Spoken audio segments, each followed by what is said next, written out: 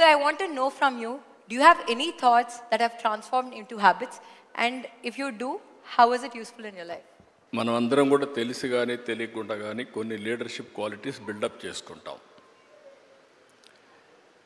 ఇప్పుడే చిరంజీవి గారు చెప్పారు, ఆయన లైఫ్లో ఒక అంబిషన్, అది ఒక సంకల్పం. ఆ సంకల్పమే నేను నటుడు కావాలి అనే సంకల్పం ఆయన మైండ్లో పడింది. అక్కడి నుంచి ఆయన జీవితంలో ఒక పాజిటివ్ మైండ్ సెట్ డెవలప్ చేసుకున్నాడు. ఎన్ని సవాళ్ళు వచ్చినా ఆయన గోల్ ఈ సెట్, ఆ గోల్ రీచ్ అయ్యే వరకు నిరంతరం పనిచేశాడు. ఒక మాటలో చెప్పాలంటే ఎన్టీఆర్ రామారావు గారు ఉన్నంత వరకు ఈయన ఒక స్థాయిలోకి వచ్చారు. ఎప్పుడైతే సినిమాలో నుంచి ఆయన రాజకీయాల్లోకి వచ్చారో ఈయన అక్కడి నుంచి ఆకాశం ఎత్తి ఎదిగే పరిస్థితికి వచ్చారు. అంటే దానికి కారణం ఏంటంటే, ఒక మహానటుడు ఉన్నాడు, అప్పుడే నటుడుగా ఉన్నాడు.